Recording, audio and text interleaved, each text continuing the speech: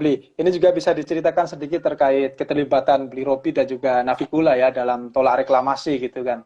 Itu sejauh mana dan bagaimana nanti prioritas ke depannya dalam perjuangan-perjuangan melestarikan kelestarian alam dari Bali itu sendiri, Bli.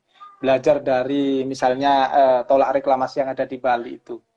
Bisa diceritakan suka duka dalam keikutsertaan aktivismenya dalam Bali tolak reklamasi, Bli. Iya. Kalau kita lihat kan apapun itu ya, kampanye Bali tolak reklamasi, kampanye pengurangan sampah atau apapun itu. Kalau saya sih lebih melihat itu sebagai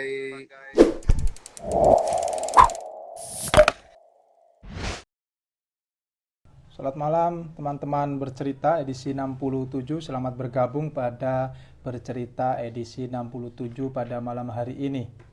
Terima kasih sudah bergabung.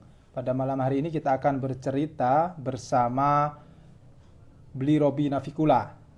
Kita sambil menunggu Bli Robi, kita akan membincang terkait musik dan gerakan sosial lingkungan bersama Bli Robi Navikula. Terima kasih teman-teman yang sudah bergabung.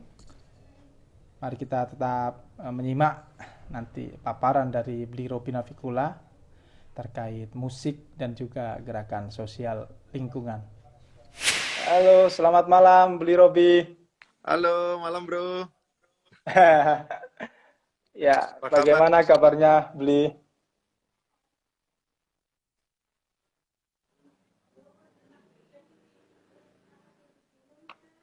Oke, baik. Halo, Bang Muiz, apa Oke, kabar? halo Bli Robi, salam kenal. Saya Muiz yang akan memandu bercerita kali ini. Halo, malam Muiz. Baik, Halo, malam semuanya yang udah join. ya, baik. Oke ya Bli, sambil kita mulai ya Bli ya. Siap. Oke. Ya, selamat malam, salam sejahtera, salam lestari, rahayu-rahayu untuk kita semua. Assalamualaikum warahmatullahi wabarakatuh. Terima kasih kepada teman-teman yang sudah bergabung pada Bercerita edisi 67. Bercerita adalah berbagi cerita di balik berita yang diselenggarakan oleh beritabaru.co secara rutin Selasa malam. Perkenalkan, saya yang akan memandu acara pada malam hari ini, Al-Muisyidinillah, dan juga perkenalkan pula tamu kita yang sangat spesial, ada Bli Robi yang akrab disapa Bli Robi. Beliau memiliki nama panjang I Gede Robi Supriyanto. Ya, kelahiran April 1979. Kali ini kita akan membincang secara mendalam terkait musik dan juga gerakan sosial dan lingkungan bersama Bli Robi. Yang kalau kita lihat statusnya Bli Robi itu kegiatannya selain bermain gitar, kemudian membuat lagu, menyanyikan lagu, itu selain itu ada sebuah nilai, ya, ada kampanye terkait kecintaan Bli Robi terhadap lingkungan, kecintaan Bli Robi agar bagaimana masyarakat mampu teredukasi agar meminimalisir sampah plastik atau bahkan tidak lagi menggunakan sampah plastik. Ini menarik sekali. Sedikit saya perkenalkan profil dari tamu kita yang spesial malam hari ini. Bli Robi ini sekarang domisili di Bali ya, Bli ya? Di Bali. Di Bali. Di Ubud. Oke, baik. Di Ubud. Dan Ya, malam ini di kantor. Lebur bikin podcast. bikin podcast. Iya. Ini mungkin saya Oke. hai nih sama teman-teman. Ini kebetulan di kantor nih, studio podcast di kantor. Tuh ada Andre. Baik. Halo, Bang Andre. Say hai buat teman-teman yang join. Halo. Salam kenal, kami dari tim redaksi beritabaru.co. Ini Andre, Ya. teman-teman Kopernik. Kopernik Oke. Bali. Kopernik Bali. Iya. Oke. Terima kasih sekali lagi saya sampaikan Bli Robi yang sudah berkenan menyempatkan waktunya di sela-sela kesibukannya podcast atau yang lain gitu ya. Dan juga terima kasih kepada rekan-rekan ini fans garis kerasnya Bli Robi ini ya. Terima kasih yang sudah bergabung juga. Nanti akan ada sesi dialog, teman-teman bisa menyampaikan pertanyaan atau statementnya terkait musik, kemudian gerakan sosial dan lingkungan langsung kepada Bli Robi yang akan saya pandu. Oke, sedikit saya perkenalkan Bli Robi yang memiliki nama panjang I Gede Robi Supriyanto yang lahir di Palu kalau tidak salah begitu ya. Beliau adalah seorang musisi, cum aktivis gitu ya. Ini nanti ya, kemudian Bli Robi juga masih sampai saat ini menjadi vokalis Navikula, grup band Grang yang ada di Bali. Kemudian pernah menjadi perwakilan Indonesia pada ASEAN 21 Young Leader yang diselenggarakan Asia Society 2016.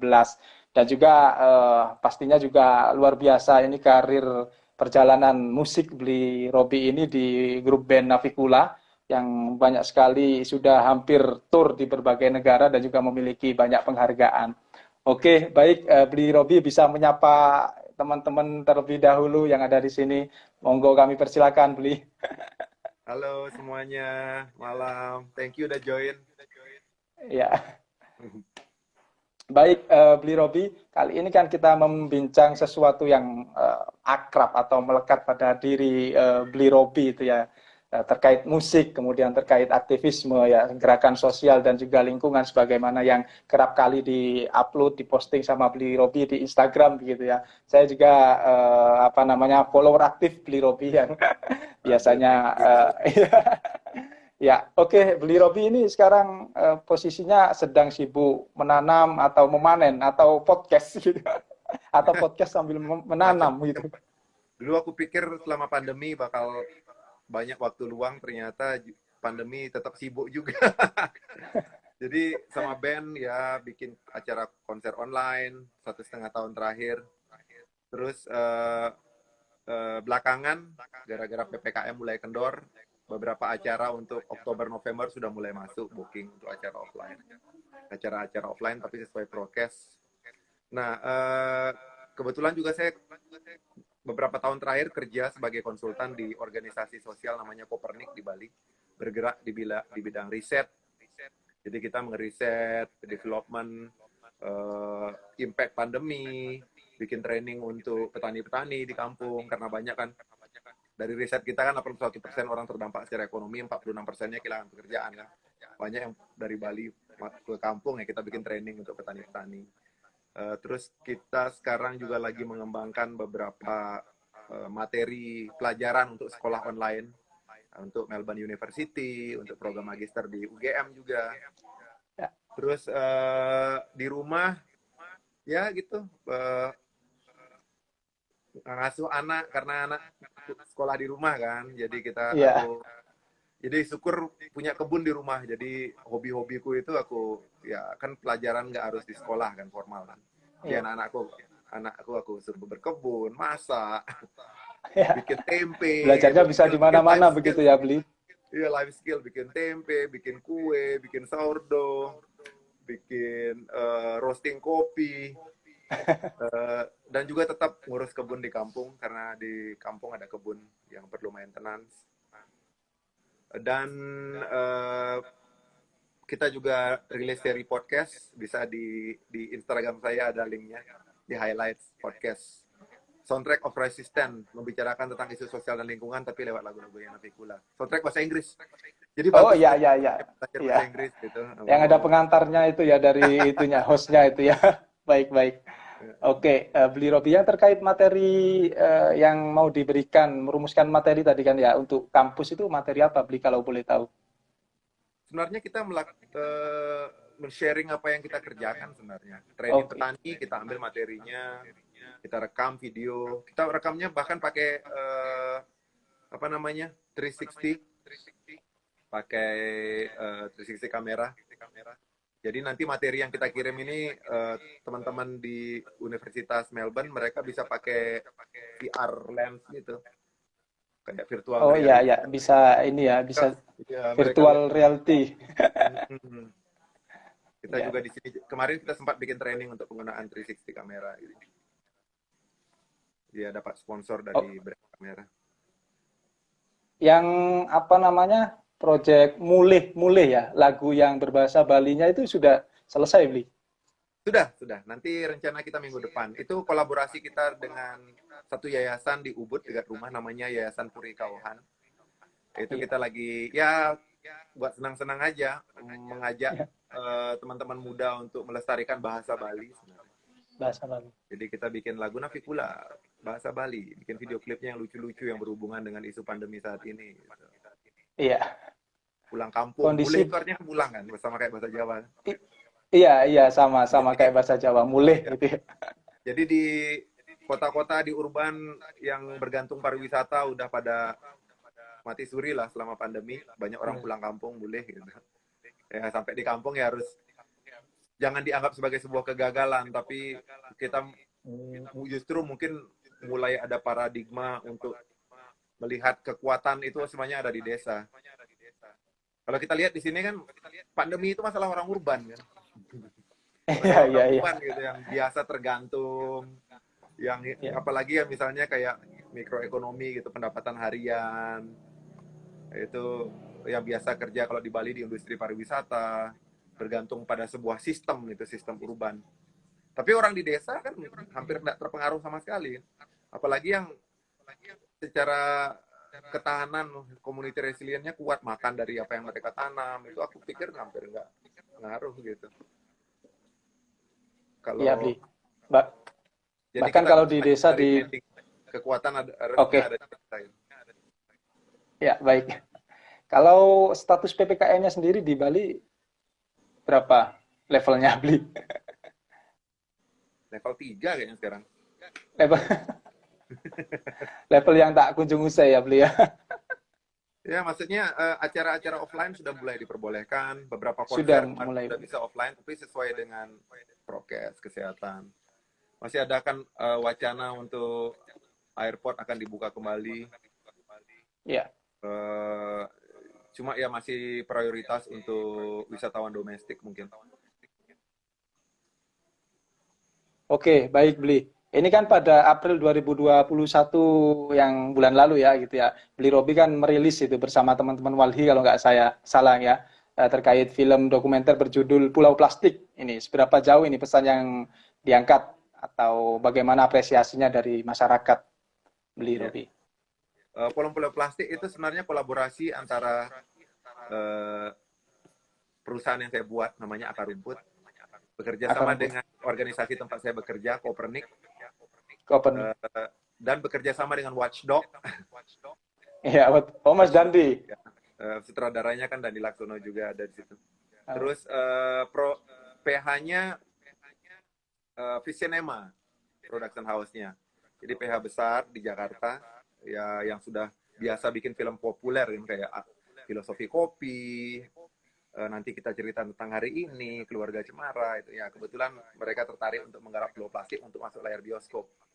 Akhirnya udah kolaborasi ini Akar Rumput, Kopernik, Watchdog, Visinema bikin Pulau Plastik untuk bioskop, rilis di bioskop bulan Februari kemarin. Itu penggarapan filmnya sebenarnya udah dari 3 tahun yang lalu. Lamanya di riset, riset karena berhubungan dengan data-data update terkini tentang isu plastik.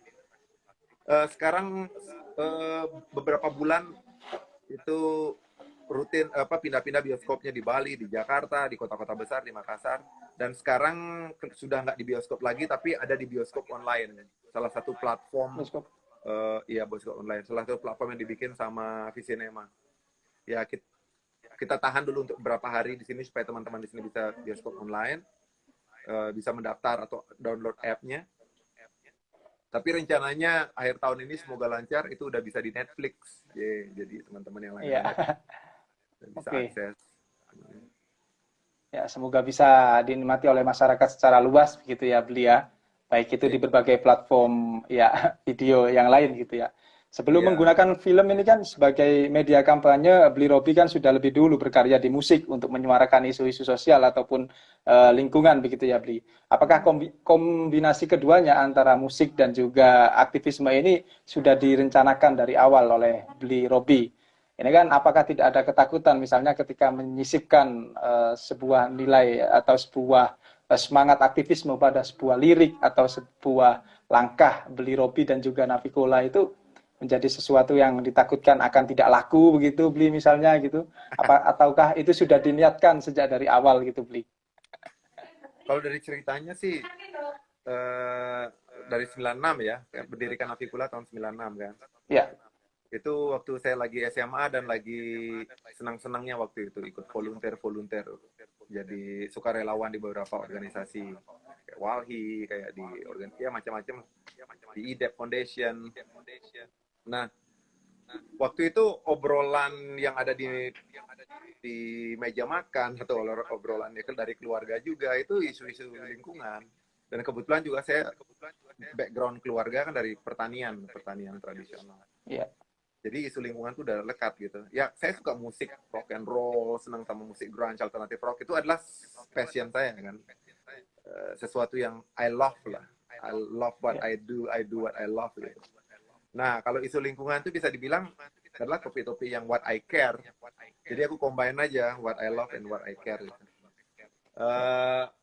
Dan dari awal mungkin pada waktu itu saya di Bali mungkin ngelihat wah belum ada nih band-band yang seumuran saya yang membawakan isu-isu lingkungan gitu. Jadi saya pikir itu bukan sebagai masalah, justru menurut saya itu sesuatu yang fresh. Ya kalau belum ada berarti kan fresh kan. Ya walaupun yang saya dengar waktu itu mungkin kayak band Rage Against the Machine gitu kan sudah isu sosial banget. Atau Sepultura gitu, album Roots itu banyak mereka konser untuk hutan Amazon gitu. Kalau mungkin teman-teman saya kalau di Bali kan karena di sini interaksinya melting pot, ya teman-teman saya dari mana-mana, dari Australia, dari California, anak-anak mudanya udah fasih zaman itu membicarakan isu lingkungan. Saya pikir ya pada waktu itu ya pasti ini akan tren di Indonesia nanti. Mungkin lagi 10 tahun atau 15 tahun ke depan dari tahun 96 ya. Saya prediksi saya bahwa ini akan menjadi isu semua anak muda akan membicarakan isu green. Ya, tapi memang perlu proses. Navikula juga nggak langsung tiba-tiba fasih membicarakan isu ini. Kita juga belajar, latihan untuk membuat satu lagu yang kita pikir sukses. Sekarang mungkin kita sudah mencoba bikin beberapa lagu yang gagal sebelumnya. Iya, iya. Dan waktu tahun 2003 waktu kita sign sama Sony Music major label waktu itu dan saya itu garap album keempat sebenarnya. Sama Sony Music itu juga tahun 2003 teman-teman di label juga bingung nggak tahu gimana cara ngejual band Navikula gitu. Kalian sih ngomongin tentang isu gini itu susah jualnya gitu. Maunya minta lagu-lagu yang gampang dijual kayak lagu cinta lah atau drama atau gimana gitu. Ya memang pada waktu itu kita mengakui lagu itu yang paling gampang dijual. Tapi waktu itu aku sendiri masih ingat, aku ngotot aku.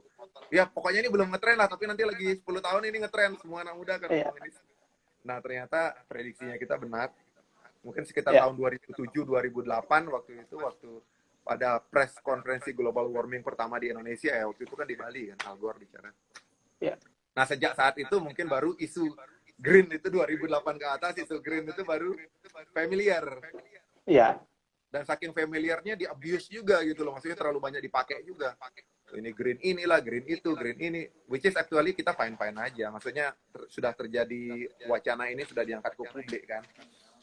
Jadi ya pemerintah udah pakai, waktu itu kampanye gubernur pun pakai Bali Go Clean and Green Province gitu. Toko-toko di tas, walaupun masih pakai tas kresek gitu, udah ada tas kreseknya Go Green gitu. Ya akhirnya pada waktu itu mungkin 2008, 2009 pelan-pelan isu yang dibicarakan oleh Navikula yang dulunya adalah hal asing dari tahun 96 gitu. Mungkin mulai diterima dan semakin internet semakin masuk, jadi aku pikir referensi dari mana-mana, informasi dari mana-mana udah mulai masuk. Beberapa perusahaan-perusahaan besar atau produk-produk brand-brand sudah mulai menggunakan green sebagai value untuk meningkatkan value produk gitu. Pemerintah juga, wah ini value produk. Berarti kan value green atau value eco konsis ini sosial dan lingkungan ini kan naik ya dia. Ya, trennya ya beli ya. Akhirnya value yang dibawa oleh bandku Navikula juga ikut naik kan. Iya, oke. Dan mungkin kita bukan gimana ya, bukan tiba-tiba pada waktu itu baru bikin band langsung jago, enggak. Cuma mungkin karena Navikula nyuri start aja kali ya, duluan membicarakan isu itu. Jadi begitu isu itu booming, bandku udah fasih gitu loh. Dan sudah terbranding membawakan isu sosial lingkungan. Sehingga akhirnya teman-teman yang bikin-bikin acara di luar negeri kayak festival-festival kayak kita diundang main di mana di San Francisco di Amerika, main di Kanada, kita diundang di Sydney Festival, kita Eropa diundang juga ya. Ya bolak-balik Australia, terakhir kita main di 6 negara di Eropa, di Jerman, di Polandia, Austria, di Budapest, di Hungaria, di Ceko. Ya karena kita membicarakan isu lingkungan, jadi ya pelan-pelan value yang dibawakan dari Navicula gara-gara membawakan isu sosial dan lingkungan, itu dapat respect dari luar negeri kan. Dapat award lah, menang kompetisi lah. Dan ini juga turut membantu akhirnya ya setidaknya ya Navicula jadi band yang dianggap lah sama komunitas. Gara-gara ini, gara-gara topik green menjadi sesuatu yang familiar bagi publik gitu. Oke, baik Bli. Selain kemudian Bli Robi mengenalkan diri sebagai seorang musisi gitu kan, ataupun aktivis gitu kan, Bli Robi kan kerap kali juga menyebut bahasanya Bli Robi adalah seorang petani gitu kan ya. Nah, kira-kira pesan apa yang ingin diberikan kepada masyarakat gitu kan terkait Bli Robi seorang petani gitu kan? Apakah ada sebuah nasib yang malang terhadap kondisi pertanian yang ada di Indonesia saat ini, Bli? Atau ada misi apa yang kemudian yang ada pada diri Robi gitu misalnya? Berangkatnya kan dari keprihatinan kan. Oke. Keprihatinan sama situasi agriculture lah di Indonesia dan profesi petani. Kalau kita lihat sebelum pandemi itu banyak data-data ya, rata-rata ya, ada banyak angka sih, cuma mungkin sebagian besar itu bahwa usia petani rata-rata di Indonesia kan 55 tahun, 60 tahun, tua-tua petani kita. Sementara anak petani yang melanjutkan profesi orang tuanya sebagai petani mungkin kurang dari 5% ya, banyak yang ada yang tulis 3% cuma. Itu artinya kan dalam 5-10 tahun ke depan itu saat petani-petani tua kita udah pada pensiun, udah nggak bisa bekerja gitu ya, anaknya petani yang tinggal di kampung itu cuma 3%, itu yang lainnya udah kota. Itu yang mau jadi petani ya Bli ya, krisis tenaga kerja yang sangat gede ya, di atas 90%, itu kan semuanya bencana yang terprediksi ya. Kalau kita terjadi pengurangan besar-besaran di sektor pertanian, berarti terjadi pengurangan produksi juga gitu. Kita gembar-gembor mempromosikan kopi Indonesia, ini Indonesia, tapi yang petani kopinya nggak ada gitu. Itu kan yang itunya yang penting kan, produsennya. Nah, kalau saya sebelum isu ini keluar, memang dari dulu saya di kartu namanya saya itu ada petani, karena saya ingin membuat teman-teman muda, petani-petani muda itu bangga gitu loh.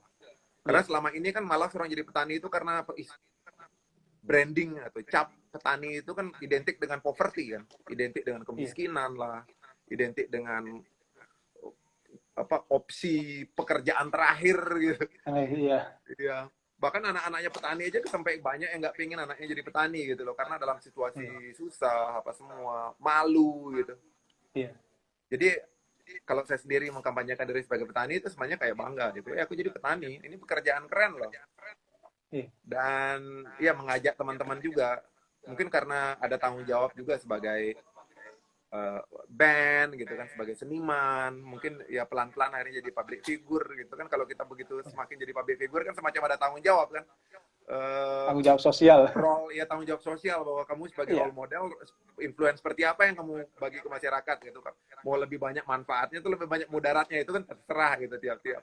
Kalau saya pikir karena saya concern pada banyak anak muda yang gengsi untuk menjadi petani, atau petani itu dianggap sebagai profesi gagal gitu. Aku justru kebalikannya, bilang aku petani loh. Ya apakah aku gagal? Enggak aku gagal. Justru aku kalau cukup cermat, pertanian itu bisa membawa penghasilan yang bagus gitu loh. Dan juga mungkin karena besok-besok petani itu langka, karena cuma anaknya petani yang mau jadi petani cuma 3%. Jangan-jangan sementara orang makan terus kan. Iya. Mungkin terus kan. Justru nggak mungkin berhenti itu ya Bli ya. Kopi kemarin rilis 7 tahun yang lalu, kedai kopi di Indonesia meningkat 55%. Tiap 3 bulan ada kedai kopi baru. Berarti peminum kopi naik. Kopi di Indonesia untuk ekspor juga banyak. Kalau Indonesia stop ekspor, orang di Amerika, di Belanda, pening nggak ngopi karena kebanyakan kopinya dari Indonesia. Nah, dengan adanya mindset kayak gini kan, yang bangga seharusnya petani kopi gitu loh. Makanya saya di Instagram saya share, aku minum kopi dari apa yang aku tanam, bangga gitu jadi petani kopi. Di samping orang rame-rame anak muda jadi barista, jadi ini barista jadi keren, kalau aku jadi petaninya lebih keren men. Iya, hulunya ya Bli ya. Baristanya kan Photoshop gitu, petaninya fotografernya gitu. Iya, benar-benar, bahkan Beli Robi juga sempat merilis single ya, Kisah Secangkir Kopi ya tahun 2014 kalau nggak salah ya beli ya. Ya. Iya. Atau kondisi geografis di Ubud itu memang rata-rata pertanian beli di Ubud sana itu. Kalau di Ubud nggak? Di Ubud dulunya Nggak. memang pertanian, yang kita jual Oke. adalah landscape pertanian karena itu cantik, ada terasering, Iya. ada apa semua. Tapi ekonomi paling besar Ubud sentral pariwisata dia. Ya, Iya. jadi di sini lebih menguntungkan bikin villa, bikin hotel atau homestay gitu. Kalau Iya. saya kebun saya, ya di rumah tetap ada kebun, saya tinggal di Ubud tetap ada kebun. Tapi kebun yang utama saya ada di pegunungan di daerah Tabanan. Itu ada daerah Iya. Tabanan itu ada satu kawasan, satu kabupaten tuh lumbung padinya Bali lah, lumbung beras, lumbung pangannya Bali lah. Itu jadi kebun saya ada di situ. Karena asal keluarga Oke. saya aslinya dari situ. Oke. Baik Bli. Ini juga bisa diceritakan sedikit terkait keterlibatan Bli Robi dan juga Navikula ya dalam tolak reklamasi gitu kan. Hmm. Itu sejauh mana dan bagaimana nanti prioritas ke depannya dalam perjuangan-perjuangan melestarikan kelestarian alam dari Bali itu sendiri, Bli. Belajar dari misalnya tolak reklamasi yang ada di Bali itu. Bisa diceritakan suka duka dalam keikutsertaan aktivismenya dalam Bali tolak reklamasi, Bli. Ya, kalau kita lihat kan apapun itu ya kampanye Bali tolak reklamasi, kampanye pengurangan sampah atau apapun itu. Kalau saya sih lebih melihat itu sebagai eh, pintu masuk, membuka wacana. Ya, Dengan adanya gerakan-gerakan gini yang keren, menggabungkan antara isu data yang didapat dari Walhi, dari apa semua, teman-teman LSM, data yang didapat dari pemerintah mengenai masalah update regulasi dan lain-lain, digabungkan dengan pergerakan budaya dan seni. Nah, ya, kupikir ini momentum yang keren untuk mengajarkan anak muda untuk lebih aware tentang isu lingkungan. Mungkin masuknya dari reklamasi, mungkin masuknya dari pengurangan sampah. Tapi dari situ akhirnya mereka berkembang untuk membahas macam-macam kan. Update, begitu ngomongin ikut misalnya kayak gerakan tolak reklamasi, mau nggak mau dibahas, akhirnya mulai pelan-pelan mulai masuk ke isu bakau dan pesisir, itu mangrove dan pesisir. ya, Mulai pelan-pelan akhirnya menjadi alih fungsi konservasi, dulunya zona konservasi berubah menjadi zona bisnis gitu misalnya. Akhirnya ya dari pintu masuk yang hura-hura, yang senang-senang, yang ya, ringan-ringan gitu, akhirnya masuk ke topik yang lebih berat. Mungkin awalnya misalnya kayak dari isu jangan buang sampah sembarangan, akhirnya masuk lagi ke isu recycle, akhirnya masuk ke isu reuse, bagaimana membuat memilih desain yang bisa dipakai berkali-kali. Lama-lama masuk ke isu reduce yang lebih berat lagi. Misalnya kayak ya, mendorong pemerintah untuk mengeluarkan regulasi pengurangan plastik sekali pakai gitu. Jadi ya, sebenarnya aku pikir anak-anak muda masuk itu harus memang dari isu yang trending, yang populer, yang secara estetika cocok gitu. Trendy lah, keren lah bagi anak muda. ya, Nanti lama-lama semakin mereka masuk ke dalam, baru mulai digging deep about the issue. Tapi yang menarik dari tolak reklamasi, dia itu kan sebenarnya sebuah pergerakan yang memberdayakan gini kan, local wisdom. Ada local banyak, wisdom. ada 30-an desa adat pesisir, desa tradisional pesisir yang terlibat Pasubayan desa adat. Ada teman-teman dari seni, budaya, dari macam-macam, kolaboratif. Jadi sebenarnya ini menurut saya lebih ke pembelajaran bagaimana masyarakat berorganisasi, bagaimana menimbulkan pikiran yang kritis, bagaimana Iya, menyampaikan aspirasi dengan cara-cara yang elegan, gitu. iya, Turun ke jalan dengan damai, begitu diajak diskusi, di regulasi juga bisa uh, jelas gitu bahwa intinya bahwa Bali kawasan selatan perlu lebih banyak ruang zona konservasi dan ruang terbuka gitu. iya, Jadi mempertahankan zona-zona itu. Habis itu kenapa perlu zona terbuka? Iya, karena misalnya Teluk Benoa itu adalah tempat pemidah apa namanya? Tempat ikan bertelur gitu misalnya. Oh, baru tahu kalau di Teluk Benoa itu tempat ikan bertelur gitu. iya, Itu artinya kalau rumahnya tempat bertelurnya rusak, diuruk atau diubah landscape besar-besaran, itu artinya terjadi extinction apa namanya pengurangan pengurang. ikan gitu, perkembangbiakan Populasi, ikan iya, gitu, karena rumah tempat bertelurnya misalnya berubah gitu. Sebenarnya kan permasalahan-permasalahan tentang hewan langka atau berkurangnya satu spesies secara drastis itu kan bukan gara-gara diburu hewannya, tapi iya, kadang-kadang gara-gara titik vitalnya yang rusak gitu misalnya. Iya, benar. Kayak misalnya Baik. bukan gara-gara terjadi misalnya kayak ikan gabus gitu misalnya, atau ikan toman atau ikan sugili gitu misalnya di sebuah danau atau di sebuah sungai itu menurun drastis, bukan gara-gara dia diburu aja, tapi misalnya kayak pinggiran sungai, bantaran sungai itu dibeton gitu, jadi cedera bisa Iya, bikin rumah gitu. Jadi iya, iya. atau misalnya pembangunan bendungan itu membuat ikan salmon nggak bisa bertelur ke atas gitu karena mereka Iya, balik ke hulu, kan kadang-kadang kan misdesign, efeknya eh, impact-nya bisa, daya rusaknya gede banget gitu. iya, Nah, aku pikir ya kalau reklamasi apa semua, Navicula dengan senang hati bisa berkolaborasi, tapi sebenarnya untuk membangun diskusi. Membangun diskusi ini iya, akhirnya juga sharing informasi, masyarakat juga jadi melek politik, tidak cuek gitu iya. dari lingkungan sekitarnya. Dan aku pikir ya yang mencerdaskan kehidupan bangsa salah satunya adalah kan membangun diskusi. Ya, ya, benar beli. Jadi dalam arti gerakan-gerakan yang selama ini dilakukan sama Beli Robi atau Navicula itu selain mengajak masyarakat agar melek politik gitu kan, meningkatkan gairah aktivismenya atau kepeduliannya terhadap kondisi sosial lingkungan dan lain-lain hal gitu ya. Dan bagaimana agar kita itu semua ya, apalagi milenial gitu ya Beli ya, bisa menyampaikan aspirasi dengan elegan gitu ya. Kalau tadi yang disampaikan Betul. Beli Robi. Oke, terima kasih Beli Robi.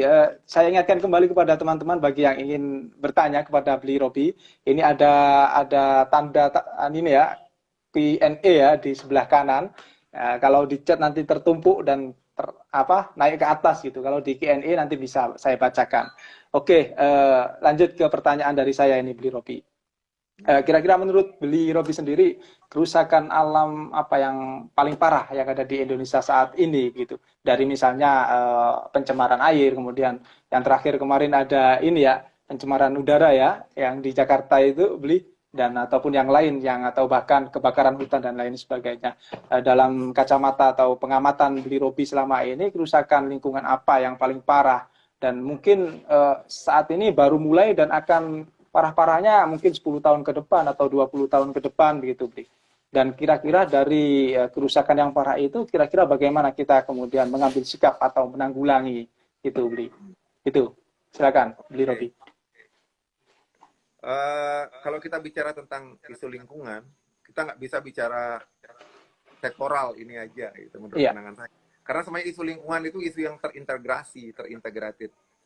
Misalnya kalau kita ngomong tentang isu deforestasi, isu penebangan hutan gitu misalnya, atau berkurangnya secara drastis jumlah hutan hujan di Indonesia ya dengan alasan ekonomi gitu misalnya. Itu nggak bisa dipisahkan dengan isu rusaknya terumbu karang. Itu berkaitan erat gitu loh. Karena misalnya kayak gini, berkurangnya jumlah hutan dengan drastis, pembukaan lahan gambut gitu misalnya, dengan merilis karbon ke udara gitu. Indonesia kan bukan negara pabrik gede kan, tapi dia iya, cukup signifikan untuk menyumbang kontribusi untuk global warming gitu, merilis karbon ke udara. Itu gara-gara deforestasi. Terus teman-teman misalnya berpikir, lo apa hubungannya deforestasi dengan kerusakan kualitas laut gitu misalnya? Ya berhubungan. Hutan gundul, suhu temperatur naik, global warming iya, akan meningkatkan air suhu di laut, 2 derajat aja naik air di laut, itu langsung coral bleaching, langsung merusak terumbu karang. Coral bleaching itu juga diakibatkan oleh meningkatnya suhu air laut gitu. Dan terumbu karang iya, rusak itu sama saja impact-nya untuk lautan gede banget gitu loh. Dia sebagai salah satu hal yang sangat penting di lautan. Rusak terumbu karang berarti udah ancaman kerusakan laut yang sangat besar gitu. Jadi kalau kita ngomong isu lingkungan terintegrasi banget. Tentang misalnya kayak pemanfaatan residu-residu minyak gitu misalnya, itu menjadi bahan iya, yang murah gitu misalnya. Itu efeknya akan meningkatnya produksi plastik gitu.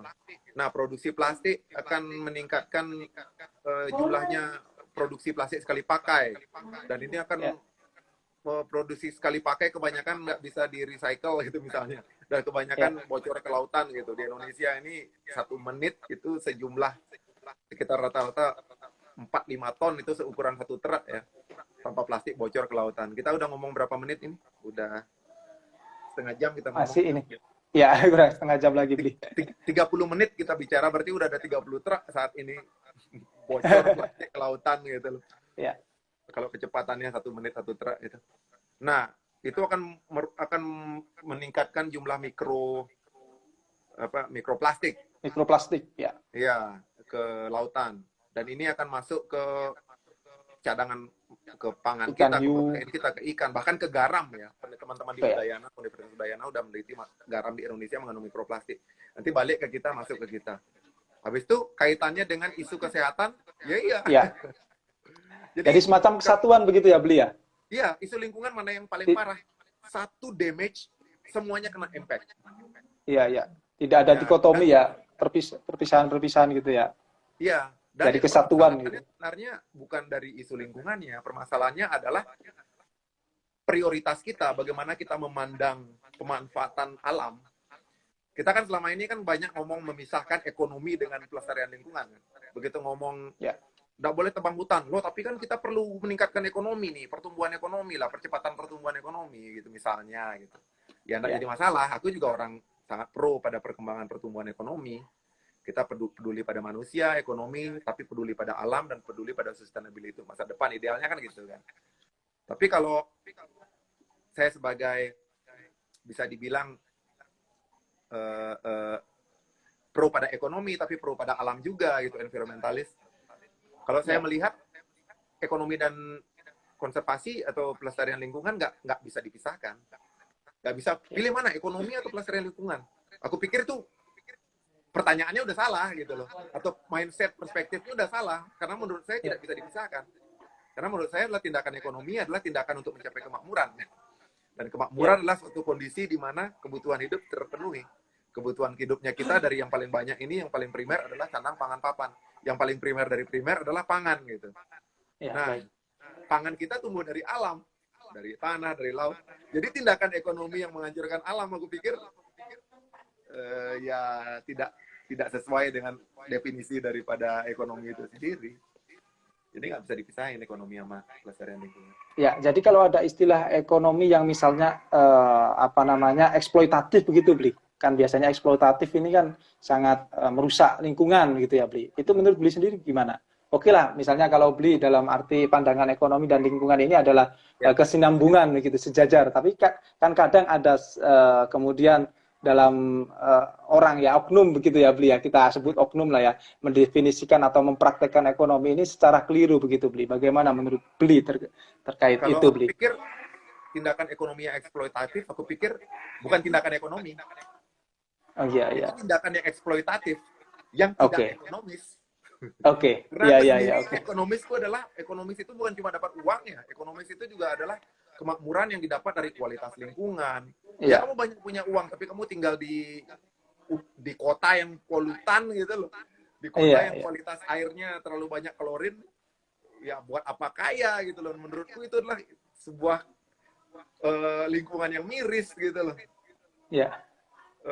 Kamu bawa mobil, misalnya ibaratlah kamu bawa punya mobil mewah gitu misalnya Mercedes gitu, keluar dari garasemu jalannya bolong-bolong gitu.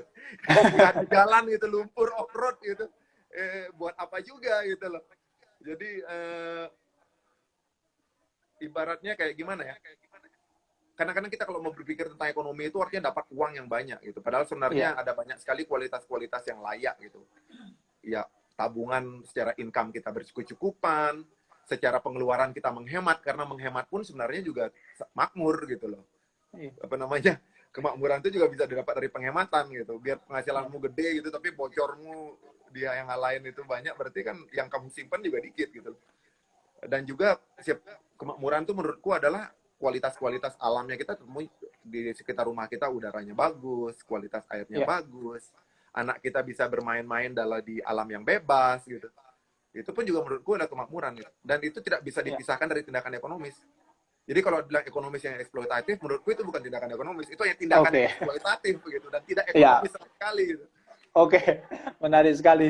Menarik sekali paradigma Beli Robi terkait ekonomi dan lingkungan gitu ya. Jadi tindakan yang merugikan lingkungan itu berarti bukan tindakan ekonomi begitu ya, Beli. Nah, Tindakan yang eksploitatif begitu ya. Jangan eksploitatif karena bawa-bawa tujuannya kita ekonomi melakukan gitu kan kalau ekonomi merusak adalah lingkungan gitu kan ya. iya, tujuan ekonomi kita adalah untuk mencapai kemakmuran dan kesejahteraan. Iya, iya benar. Jadi kemakmuran itu sangat didukung dengan kita tidak melakukan pemborosan, kita melakukan tabungan kualitas ini untuk masa depan, Iya, kualitas hidupnya kita. Ya, kamu tinggal di sebuah pulau yang punya hutan hujan paling banyak gitu, pulau-pulau besar gitu, misalnya Sumatera atau Kalimantan. Berarti kamu sebenarnya hidup dalam sebuah lingkungan yang sangat beruntung gitu. Karena di dekat iya. hutan berarti kan udaranya segar. Udah Hutan kan segar. penyaring air, microclimate-nya bagus gitu karena hidup seharusnya di surga. Makanannya banyak karena hutan kan plasma nutfah kan. Banyak ada Iya, varietas makanan, biodiversity makanan, airnya bagus, sungainya bagus. Jadi tinggal di sebuah pulau yang punya hutan hujan, punya sungai, punya apa semua, seharusnya berkah dong. Nah, tapi iya. kalau kamu tinggal di tempat itu tapi tiap musim kemarau dapat asap Iya, iya benar, yang Bli. diakibatkan Jadi gara-gara deforestasi, oke. aku harus mempertanyakan kembali gitu loh. What kind of quality of life, apa ideal dalam kepalanya kita gitu. Ya. Jadi nilai yang diperjuangkan pada sektor ekonomi kan adalah kemakmuran atau kesejahteraan. Bagaimana mau makmur kalau kualitas udaranya buruk dan sebagainya itu tadi beli ya. Nah, iya. Oke. Ya, baik ini ada pertanyaan ini beli biar tidak terlalu ke atas naik. Oke, ini dari akun Asik Berisik. Izin bertanya, bagaimana Beli Robi menyelaraskan antara musik, lingkungan, dan sosial dalam kegiatan sehari-hari? Iya. Itu terlebih dahulu, Beli. Silakan ditanggapi. Sosial lingkungan. Kalau aku pikir ya karena nulis lagu, topiknya Navikula yang memang menggunakan musik untuk isu-isu soal lingkungan, mau nggak mau juga aku juga harus terbuka di diskusi-diskusi kayak gini untuk cari ide, Ya, ngobrol sama ya, dirimu, sama Mas Muiz, sama teman-teman LSM untuk dapat ide aja, update tentang informasi terkini, sehingga menjadi bahan untuk tulisanku di musik kan. Jadi kan ya ya. sambil sambil menyelam minum Minum air. minum brandy. Uh, uh, terus uh, kalau untuk musik sih karena aku perlu topik-topik sosial dan lingkungan, ya itu dengan sendirinya kan. Aku rajin ikut workshop atau apa semua untuk mendapatkan ide. Ya, Yang susah itu sebenarnya adalah menggabungkan antara antara entrepreneurship dengan idealisme. gimana itu maksudnya, Bli? Iya, kita punya ide idealisme, tapi bagaimana caranya dengan topik-topik yang berat, Kadang ketabrak, yang tertabrak gitu ya, Bli ya? orang bilang kayak, wah musik kalian nggak bisa ngejual nih, susah nih ngomongin tentang ada. Oh, oke. Tapi ternyata 25 tahun nanti pula mana-mana aja kok kita bikin proyek tiap tahun, kita tur jalan-jalan tiap tahun, kita ya ada tabungan untuk maintenance alat musik kita gitu. Kita bikin proyek. Ya ternyata bisa digabungkan dengan yang tengah-tengah namanya kreativitas. Ya, ya. Idealisme, kreativitas, entrepreneurship ini memang mengcombine ini lebih susah gitu. Kalau bikin topik sosial dan lingkungan kepada musik, entah musik atau film atau karya apapun, apalagi zaman sekarang kan informasi itu udah ada di smartphone ya. Kita tinggal Ya. ketik apa yang kita mau tahu aja informasinya udah banyak dan semua orang sudah punya akses ke informasi ini. Dunia orang juga udah punya WhatsApp group, udah punya sangat mudah untuk mendapatkan informasi. Ya yang disayangkan dengan kemudahan informasi ini adalah minim informasi itu kan sayang banget gitu loh. Ya, Berarti ya. sayang handphonenya yang smart gitu. Kasihan gitu loh. Oh, Harusnya iya, yang iya benar, usernya Bli. yang smart kan gitu kan. Nah, Iya. uh, uh, tidak ada kendala untuk memanfaatkan musik atau media seni untuk menyampaikan isu-isu soal lingkungan. Yang lebih beratnya adalah menggabungkan antara idealisme, kreativitas dan entrepreneurship itu lebih berat di situ. Nah, Tapi itu ya Bli yang syukurnya menarik, Bli. kira-kira tipsnya begitu. Kadang kan orang itu terjebak pada misalnya ada orang yang idealis itu kurang mampu mengeksplorasi dirinya sehingga bisa dikatakan kurang kreatif atau hanya sekedar kemudian dengan bungkus idealis itu dia kreatif. Cuma tidak mampu menjual beli. Maksudnya entrepreneurship-nya itu Itu, minim. Nah, itu menurut beli Robi sendiri seperti apa? itu yang ya, aku tidak ada Tantangannya judgement. Setiap orang bebas. bebas ya. Ya, kalau misalnya dia entrepreneurship-nya nggak ngejual gitu, musiknya nggak ngejual gitu. Dia bikin yang idealis saja yang dia suka gitu. Dan dia nggak perlu jualan gitu karena bapaknya orang kaya gitu misalnya ya aja gitu. Iya, Maksudnya itu nggak jadi soal gitu. Atau iya, misalnya ada benar. teman yang peduli amat soal idealisme, aku mau jual apa yang laku aja. Ya karena dia Iya, harus mendapatkan uang. Nggak jadi soal juga, aku nggak ada iya, iya, judgement benar. yang lebih bagus. Itu terserah orang. Kalau saya Iya, sendiri sih memposisikan karya-karya saya di balance. Ya, Nafikullah kan selama 25 tahun kita juga ada GBHN kan, garis-garis besar iya. haluan Nafikullah. Wih, luar biasa. Nggak mau kalah lah ya sama Republik Indonesia ya. Jadi GBHN ini kita harus porsinya balance. Kita punya idealisme, kita Oke, punya oke. kreativitas. Art kreativitas Kreativitas. artinya kita mencoba sesuatu yang baru terus-menerus untuk development, quality development juga. Karena kita juga jadi orang nggak mau stagnan. Nah, kita sangat percaya pada dinamisme, dinamis Iya, gitu. benar. Terus, tapi di satu sisi juga secara bisnis juga masuk di akal gitu.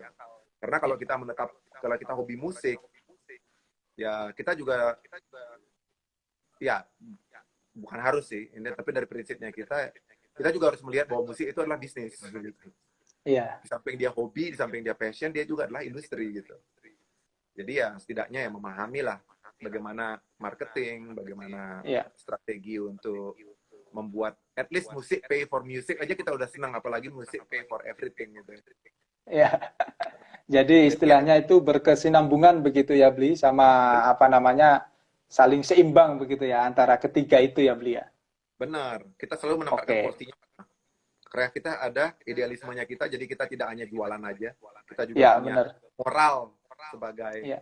seniman, tanggung jawab untuk Tanggung. menyuarakan apa yang kita suka gitu loh. Iya, Eh, mendukung apa yang kita punya gitu. iya. Dan juga tidak selalu kita dibayar gitu. Banyak Nafikula juga membayarin acara gitu. Kita juga sering dibayar.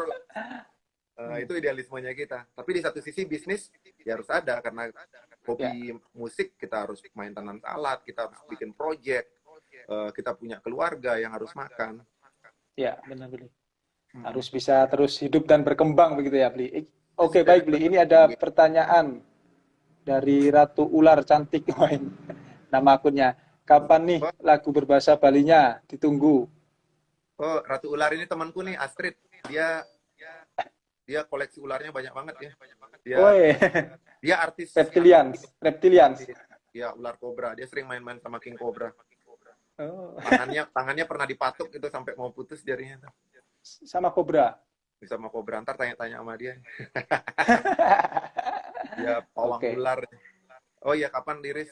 Nanti minggu depan, hopefully lancar. Oke, baik. Ini ada juga dari Putri Anggi.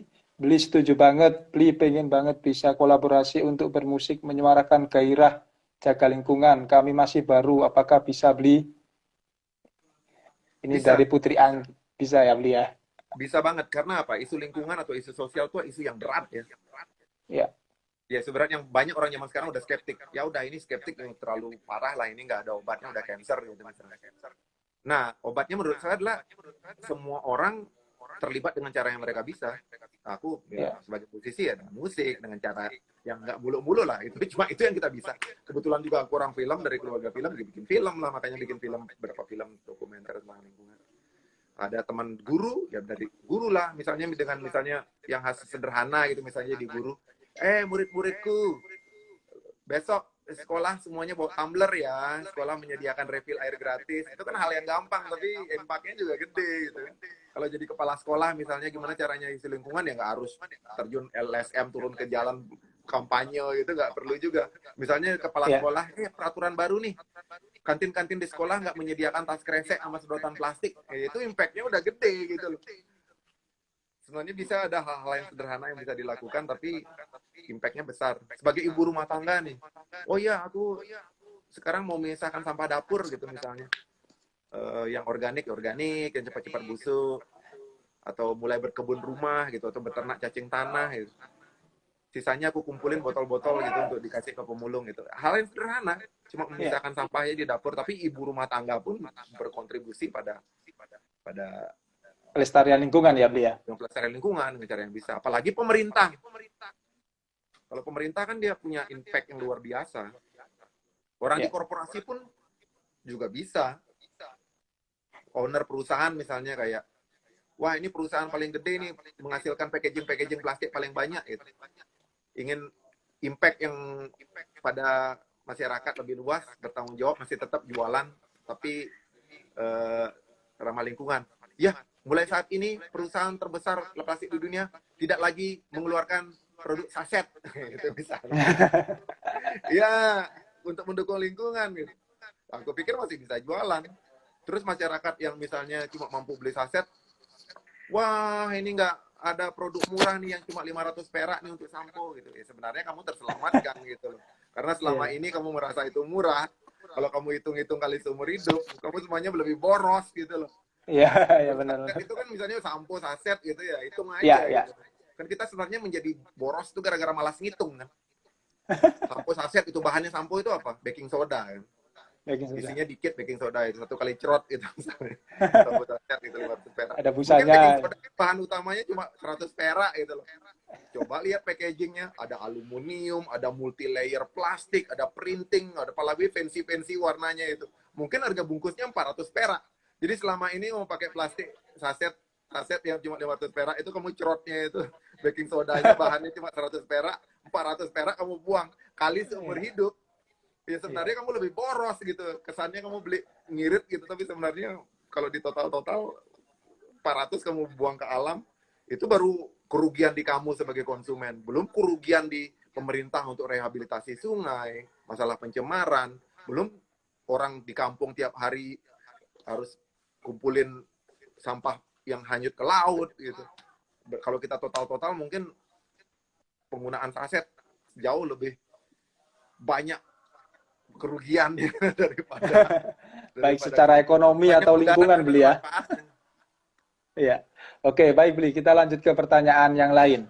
Ini dari kolom Q&A. Pernah tidak dalam perjuangan melawan kerusakan lingkungan berada di posisi putus asa? Yes, skeptical. Ya memang wajar generasi kita sekarang skeptical. Karena Oke. problemnya kompleks. Begitu Ya. masuk. Makanya untuk problem yang kompleks ini, eh, sinerginya juga harus kompleks gitu loh. Dari Ya. berbagai sektor. Kalau saya nggak percaya bahwa solusinya cuma dari teman-teman aktivis yel-yel di jalan, ya itu cuma jadi salah satu yang kontribusi kuat juga gitu loh.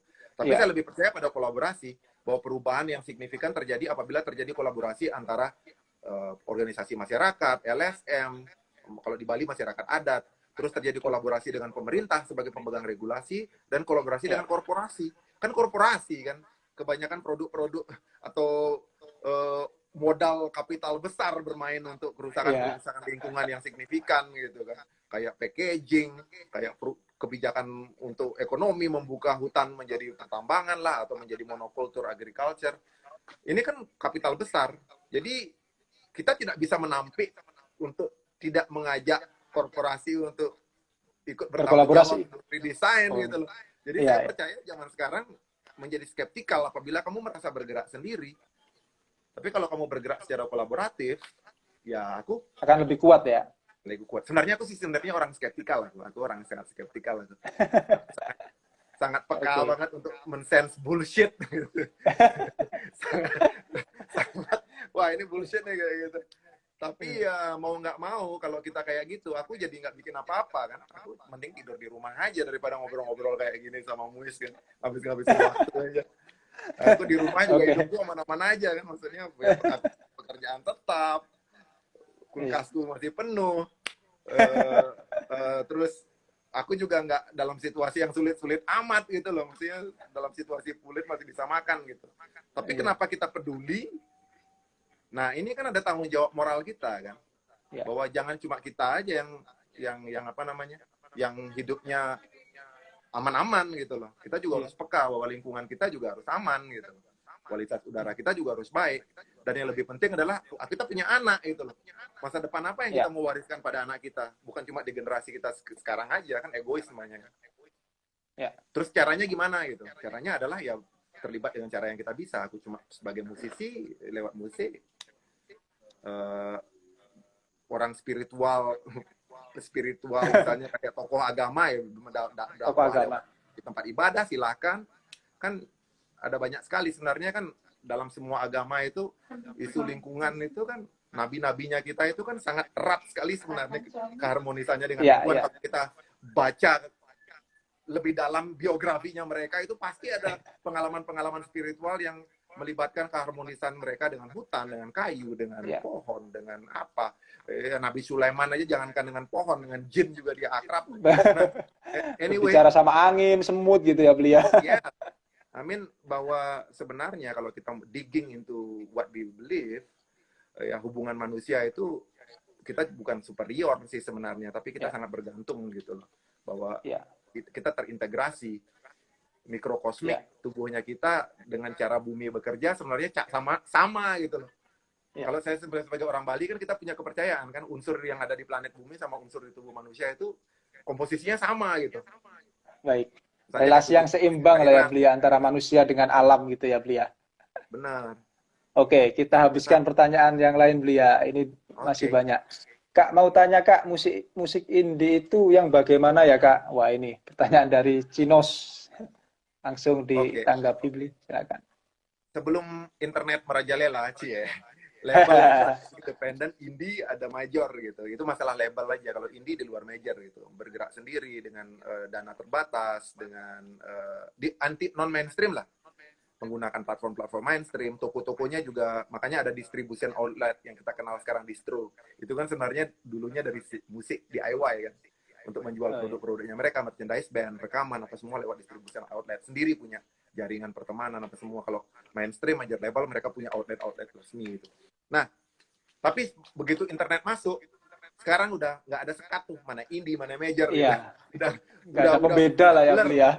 Iya, jadi kalau orang zaman sekarang band-band musik cita-citanya mau sign major, aku pikir ya itu jangan jadi prioritas. Indie sama major sekarang udah blur. Semua orang punya kesempatan yang sama, punya platform yang sama. Kita punya YouTube, kita punya Instagram, kita punya Facebook, platform-platform yang gratis gitu. Sekarang yang perlu kita pikirkan adalah bagaimana real deal aja. Real deal bagaimana musikmu kamu punya style sendiri yang secara musikal itu unik punya kamu, sehingga gampang untuk mendefinisikan waktu sales gitu.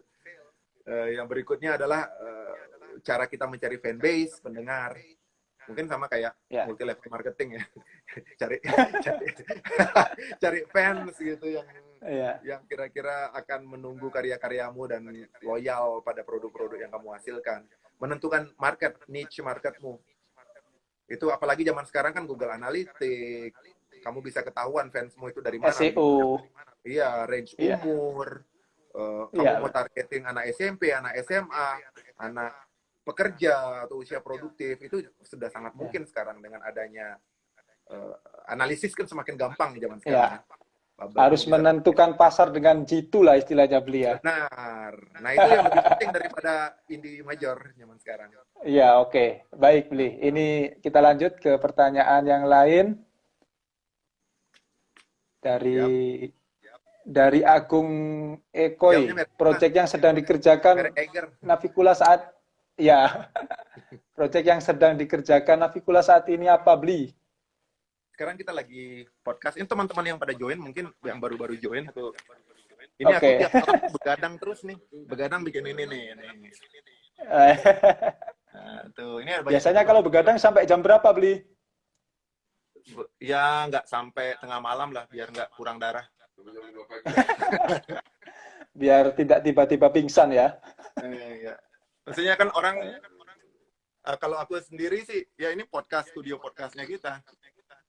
Ini sebelum podcast kita ya baca-baca dulu topiknya biar nggak bodoh-bodoh amat waktu ditakdir. Oke, kalau saya melihat buku yang Dirak tadi beli, Kira-kira Itu materi-materi buku podcast gitu. buku apa yang kira-kira apa ya yang bisa mengubah Beli Robi dalam memiliki pandangan terkait hidup atau terkait yang lain. Misalnya pernah baca buku apa dan buku itu selalu terngiang-ngiang pada diri Beli Robi. Aku termasuk slow reader ya. Jadi satu buku itu aku bisa berbulan-bulan itu di sebelah toilet. Iya. Kapan duduk di toilet baru aku buka lanjut lagi. Iya. Jadi ada buku di sebelah tempat tidur gitu. Jadi selalu random. Karena baca dikit, udah capek gitu. Jadi tapi aku habisin. Cuma slow Iya. reader. Ada banyak sih buku-buku sih yang mempengaruhi hidupku. Apa ya? Ya yang spiritual pop gitu kayak Paulo Coelho, Sang Alkemis, Oh. Oh iya, iya, iya. ya pop spiritual lah ya. Iya. Atau antropologi pop gitu. Aku suka yang pop ya. Sebenarnya Navikula Iya. musiknya pop ya sebenarnya. Karena buku-bukunya kita ya pop kayak antropologi yang kayak siapa ya? Jared Diamond gitu. Dari Diamond. Collapse itu ya. Sapiens kemarin siapa namanya? Harari. Yuval Harari. Harari itu kan Ya, pop Yuval banget. Noah Harari. Terus Sejarah Tuhan Karen Armstrong. Karen Armstrong. Itu bukan pop lagi tuh, Beli. Agak berat itu. Teman-teman konspirasi itu juga sebenarnya aku juga yang kiri-kiri juga aku baca gitu. Aku Chomsky ya? Itu aku sampai buka buku aku bolak-balik aku tak stabilo. Jadi ya aku juga suka dengan informasi-informasi alternatif gitu. Kan kita kebuka aja kan, open mind kan. Semua informasi kalau kita intinya adalah semakin kita terbuka, nggak buku kita haramkan gitu misalnya. Itu aku nggak ada sama sekali. Apapun silakan masuk. Nanti hati nurani kita yang akan menfilter mana yang sesuai dengan kita, mana yang enggak gitu. Tapi apa aja baca gitu, nggak ada buku yang haram. Iya, ya. Kalau penulis Indonesianis yang misalnya Romo Mangun atau siapalah, Bung Karno, Pak Hatta, siapa yang kira-kira menurut Beli Robi sangat melekat? Oh ya, aku semuanya aku suka. Ya, Soekarno aku suka. Ya, buku-bukunya. Kalau buku Indonesia yang aku paling banyak baca, justru aku ya perjalanan ringan itu. Kayak Agustinus Wibowo itu, titik nol, garis batas, itu aku habisin bukunya dia. Itu karena dia nginep di rumah kan. Kebetulan di dekat rumah ada Ubud Writers Festival, Agustinus Wibowo datang. Semua aku beli bukunya. Aku baca. Wah, ini seru nih ke tempat pecahan Afghanistan. Akhirnya aku kunjungin itu tempat-tempat yang dia kunjungin itu. Gara-gara baca bukunya aku ke Kazakhstan, ke Asia Tengah, aku jalan-jalan di jalur sutra, ke Yunan, Bali, ke India aku. Iya. Gara-gara baca bukunya dia ya. Baca buku ya. Sekarang justru aku lagi baca bukunya ini. Thomas Stamford Raffles. Oh, iya. Nusantara. Sejarah Jawa itu. Sejarah Jawa. Iya, Raffles. Yang tebel ini kayak Alkitab tebel. Candi-candi itu juga ya, Beli ya. Iya, itu kan buku tua banget kan. Tapi begitu aku baca masih relevan sampai sekarang. Dan aku kagum. Itu seorang gubernur jenderal militer bisa menulis antropologi Jawa sedetail itu. Dan aku pikir banyak orang Jawa sekarang nggak paham tentang Jawanya. Masih lebih paham Raffles gitu loh. Itu kagum. Iya. Pantas bahkan hampir 80% candi yang ada di Malang, kebetulan kan saya di Malang ini, Beli. Itu Raffles itu yang menemukan, Beli. 80% dari 13 candi. Candi sampai dia ada gambar-gambar candi zaman dulu. Ini pemandangan dari Prambanan sore-sore kayak gini. Sampai Ono Coroko Doto Sewolo Mogobongo Pojowonyo kata itu ditulis sama dia. Ini bahasa ini dari bahasa Persia. Ini itu jenderal militer kayak gitu, itu aku kagum gitu loh. Iya, luar biasa ya. Jadi jajah 350 tahun. Karena paham seluk-beluk psikologinya gitu. Aku yakin orang-orang Jawa aja nggak lebih pintar dari Raffles. Oke. Baik, Beli, kita lanjut pertanyaan yang lain, Beli, ini dari orang teman-teman.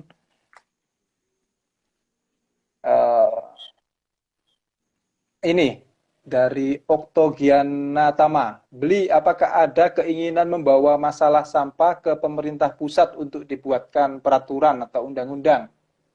Wah, Okto ini dari Batam ya?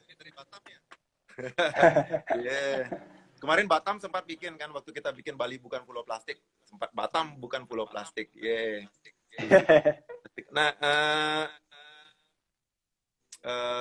ada itu tuh dari awal kita memang tadi itu karena concernnya kita adalah berkolaborasi dengan tiga hal: masyarakat, korporasi, dan pemerintah. Jadi kita dari mewakili masyarakat, kita memang nge-push ke korporasi, teman-teman di korporasi. Kita nggak pernah melawan, shame and blame, mempermalukan orang, nggak pernah. Justru kita ajak, kita rangkul. Ganti desain yuk, mana yang kita bisa ajak kolaborasi. Karena kita bukan cari musuh, kan kita cari kolaborator di sini untuk membuat sebuah kebijakan. Dan pemerintah juga, karena mungkin aksesku ke nasional nggak begitu banyak ya, nggak kuat ya.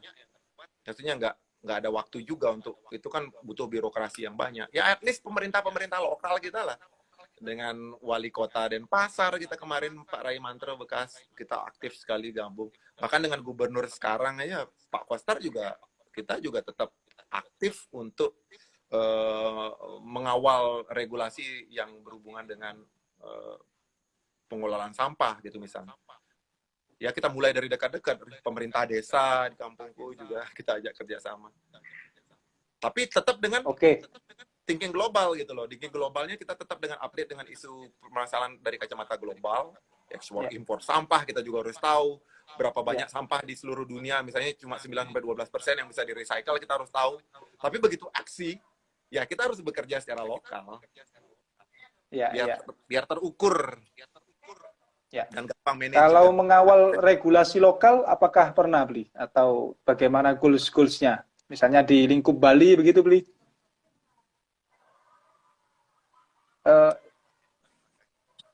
Kalau regulasi di Bali, mohon maaf tadi.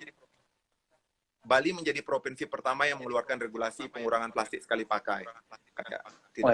Keren. Terus tidak menjadi styrofoam, tidak menyediakan styrofoam, tidak menyediakan sedotan plastik. Itu sebelum tahun 2018 itu rilis secara resmi, tanggal 23 Juni 2018 kalau nggak salah. Nah itu bangga kita, wah Bali menjadi provinsi pertama nih mengeluarkan gitu. Kalau kota-kota kan sudah banyak tuh, ada Bogor, ada Banjarmasin, ada Kota Denpasar. Tapi skala provinsi Bali yang pertama. Makanya waktu itu isu ini saya sampai bawa ke Jakarta, kolaborasi dengan 50 organisasi.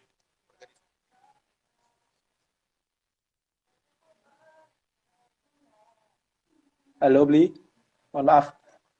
Kita bawa ke Jakarta kolaborasi dengan 50 organisasi di Jakarta.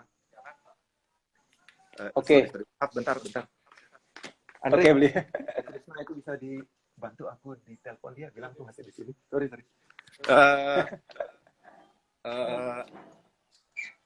Kita bawa waktu itu pawai plastik sekali pakai sama Tisa, sama teman-teman dari kantong plastik, sama teman-teman dari Ekoton, Perigi itu kita bikin di Bundaran HI itu ada sekitar 5.000-an orang tuh join tuh untuk mendesak Gubernur Jakarta Mas Anies untuk mengeluarkan regulasi yang sama gitu. Bali udah nih pusat juga dong gitu, tapi dengan cara yang fun, dengan enak. Ya tujuannya biar nanti nasional, di level nasional biar jadi prioritas. Iya dong, harus dong. Kalau Indonesia dicap sebagai negara kedua terbesar di dunia penyumbang sampah plastik ke lautan, benernya Indonesia malu dong. Aku kan bikin pulau plastik gara-gara aku malu sebagai orang Indonesia. Wah, Indonesia katanya negara dengan lautan terluas di dunia. Hasil laut kita dari laut. Hasil makanan kita banyak dari laut. Kok kita jadi negara polutan plastik? Untuk malu sebagai nenek moyangku seorang pelaut, malu dong. Perlautan gitu. Makanya bikin apa nih, bikin film pulau plastik gitu. Karena malu aja. Menurutku sebagai orang Indonesia aib mengotori lautan. Oke, baik Bli. Ini bagaimana ke depannya Bli Robi? Navikula apakah genrenya masih tetap pada isu yang sama, lingkungan, dan apakah ada inovasi-inovasi lain? Bli Robi. Masih isu lingkungan masih menjadi topik yang perlu disuarakan lebih banyak.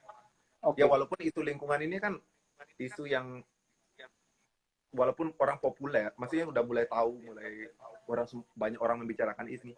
Tapi dalam aksi, dalam wacana udah dibicarakan, tapi dalam aksi kan masih harus terus dikawal. super. Masih isu sosial dan lingkungan masih perlu banyak dukungan, aku tetap suarakan. Karena Oke, kita kan baik. pingin kondisi ideal kan. Selama kondisi ideal ini belum tercapai, ya harus terus kita carakan. Cuma ya strateginya saat ini kita lebih banyak kolaboratif. Oke. Di era of distraction, jangan-jangan kan era of distraction di mana informasi itu umurnya pendek gitu. Kamu Iya. tweet sesuatu, kamu post sesuatu, umurnya paling-paling 1,5 hari, 2 hari kemudian udah lenyap. Ya harus terus di era of distraction. Iya. Kamu harus doing a more focus and concentration untuk menyampaikan sebuah isu itu akhirnya bisa terwujud menjadi sebuah aksi. Gitu. Harus makin gencar begitu ya, Beli ya. Benar. Oke, baik Beli. Tadi kan Beli Robi, mungkin ini pertanyaan terakhir dari saya, Beli ya. Tadi kan menyebutkan kolaborasi lintas sektor gitu kan. Nah, ini kami juga butuh sebagai media gitu kan, beritabaru.co ini sebagai media. Apa kira-kira keterlibatan kami ya, agar bisa selaras sebagaimana yang diperjuangkan Beli Robi dan juga civil society yang lain dalam memperjuangkan lingkungan ataupun keadilan sosial, Beli. Peran media dalam besar banget. aspek Peran media sangat, sorry maaf. Ya, peran media sangat besar, sangat dibutuhkan media untuk makanya thank you banget sebenarnya dengan adanya diskusi kayak gini berita.co bikin live Instagram, sama-sama Beli.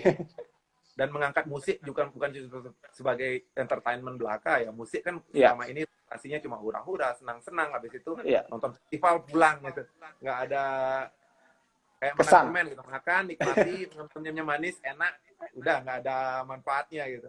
Iya. Tapi kita berusaha tetap bikin permen enak dikonsumsi, tapi ada nutrisinya lah, setidaknya setelah ditelan ya ada manfaatnya bagi tubuh kita. Nah, ya kita thank you banget sih berita.co sudah mengajak saya kita berbagi ini, teman-teman juga yang join gabung.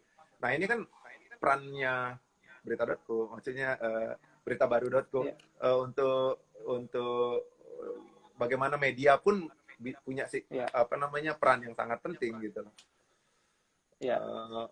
Harapanku semakin banyak media-media di luar sana untuk di samping tetap menjaga pangsa pasar, tapi juga dengan tetap menyisipkan isu-isu yang prioritas, karena saya pikir juga publik sangat mendengar konten-konten mayoritas. Semakin banyak media memprioritaskan ini sebagai konten mayoritas, dan aku pikir paradigma publik juga pasti akan kebentuk. Baik, terima kasih Bli. Sebelum-sebelumnya seri bercerita ini kami juga kerap kali ngundang teman-teman Walhi, kemudian teman-teman Jatam gitu Bli, ngobrol terkait isu-isu lingkungan yang terkini begitu Bli. Semoga nanti tetap arahannya ataupun masukan-masukannya ke teman-teman peserta beritabaru.co bercerita ini bisa menyampaikan aspirasinya melalui komentar ataupun DM Instagram beritabaru.co. Oke, baik Bli. Sebagai penutup, Bli Robi, ini kami minta closing statement dan juga minta tanggapan terkait lagu yang sekiranya yang menjadi seperti masterpiece-nya Bli Robi dan juga Navikula. Ini semacam request gitu. Kira-kira lagu apa yang menjadi masterpiece atau yang selalu melekat pada nilai-nilai perjuangan Bli Robi dalam mengawal isu lingkungan, isu sosial, dan juga itu dalam misalnya pembuatan itu banyak mengandung misalnya tantangan-tantangannya yang luar biasa gitu. Bisa sekaligus ditanggapi begitu. Lagu apa gitu? Ya, kira-kira yang menurut Bli Robi misalnya dalam konteks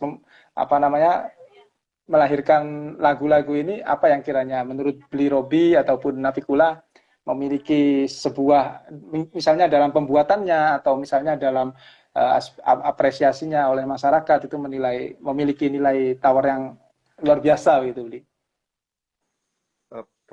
Maksudnya ini nanyain proses lagunya? Iya, yang sekiranya iya. Oke. Ada banyak sih, semua lagu punya cerita sendiri. Tapi mungkin yang banyak yang berkesan. Yang paling mungkin Bli. Mafia hukum misalnya kayak itu Oke. tahu banyak isu korupsi dulunya karena ngomong lingkungan, tapi begitu wah bikin lagu tentang korupsi nih karena menjadi akar permasalahan di banyak termasuk di sektor lingkungan, aku harus ikut workshopnya ICW atau KPK untuk paham tentang apa itu, baru aku pede bikin lagu Mafia Hukum. Tapi itu salah satu contoh. Ada yang lagu kita bikin di jalan, tapi yang paling berkesan mungkin waktu aku jalan-jalan ke Sumatera, aku trekking ke dalam hutan, terus diam di tengah hutan selama 1 minggu untuk membuat lagu tentang hutan. Jadi aku harus diam di hutan, itu di sungai, hidup di hutan, makan dari situ, just menyepi lah. Akhirnya satu pagi aku duduk di sungai di Sumatera, Sungai Bahorok waktu itu, dan just denger musik dari hutan aja. Itu lagu di rimba muncul. Aku bermalam di rimba di tepi sungai Suara. Itu memang aku bikinnya di sungai di Bahorok. Karena memang absurd, hanya menyerap apa yang ada di dalam hutan aja. Dan saking berkesannya itu begitu aku punya anak pertama, anaknya aku kasih nama Rimba. Yang putri itu ya beli ya. Dan itu ya aku pikir sih karya apapun yang kamu buat ya itu akan menjadi something ya timeless atau apa semua, atau secara hati nuraninya kamu misalnya ada koneksi kuat dengan karya itu. Saya lebih percaya apabila karya itu memang walk the talk, kamu alami karya itu. Jadi begitu menulis tentang lagu tentang pencemaran sungai gitu, ya sambil menyusun teks lagu itu ikutlah sekali-sekali bersihin sungai, kegiatan bersihin sungai selama itu, biar lebih gimana ya, biar mengalami karya itu. Jadi aku pikir itu membantu. Aku bikin lagu Mafia Hukum kalau aku nggak ikut workshop dari KPK sama ICW zaman itu ya, untuk apa semua seminggu ikut workshopnya. Bahkan aku sampai dapat beasiswa loh dari KPK waktu itu, sampai aku dapat beasiswa belajar ke Belanda, belajar tentang isu korupsi sama integritas tuh di Den Haag University. Jadi aku pikir ya untuk lagu apapun itu atau karya apapun itu ya harus dialami sih menurutku, biar lebih gimana ya. Oke, baik Bli. Selanjutnya pesan penutup dari sesi diskusi malam hari ini Bli pada kami dan juga rekan-rekan ini. Rekan-rekan setia. Thank you. Aku pikir ya keep ini diskusi ini, thank you banget. Thank you buat teman-teman. Saya lebih banyak berterima kasih pada Muiz yang sudah, pada dirimu yang sudah jadi host, dan juga teman-teman yang sudah join everywhere. Teman-teman di Berita Baru. Thank you so much. Pesannya mungkin apa ya?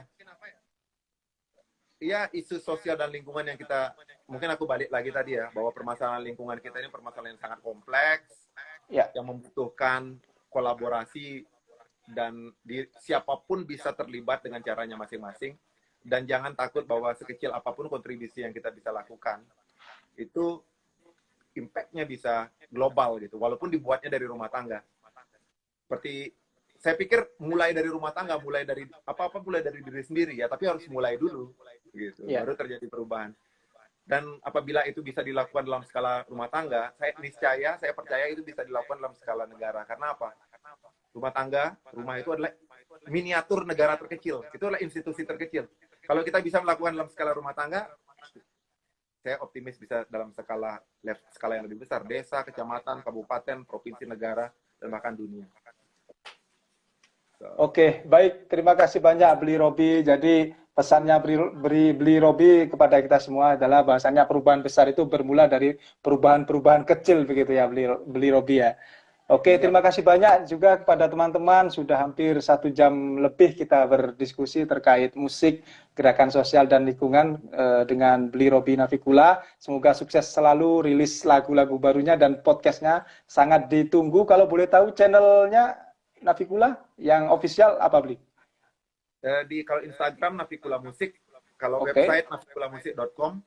Kalau podcast bisa follow saya, follow saya di Instagram Navikula. Itu ada di highlight, itu channel podcast bahasa Inggris untuk teman-teman yang tertarik dengan isu-isu lingkungan lewat lagu-lagu Navikula. Dan di situ ada banyak teman-teman ahli juga bicara. Ada Mas Longgena, bekas direkturnya Greenpeace, ada Sydney Jones, pakar radikalisme di Indonesia, ada siapa macam-macam sih. Ada teman, Oke. ada Dandi bicara di situ dari Watchdog, Oke. ini kita invite, kita terbuka diskusi ini apa semua karena kita pikir kita melakukan ini karena kita peduli pada lingkungan kita dan kita peduli pada Indonesia. Yeah. Oke, baik. Terima kasih. Jangan lupa teman-teman ikuti akun ofisialnya dari Navikula, baik podcast, YouTube, Instagram, ataupun yang lainnya gitu ya. Dan juga jangan lupa teman-teman bahwasanya rekaman diskusi kita ini nanti akan kita upload kembali pada YouTube beritabaru.co.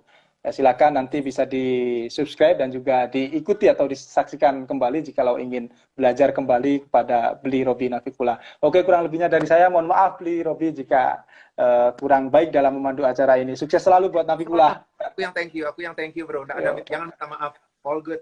Ya, oke. Yuk. Kasih Beli dan juga teman-teman. Makasih semua.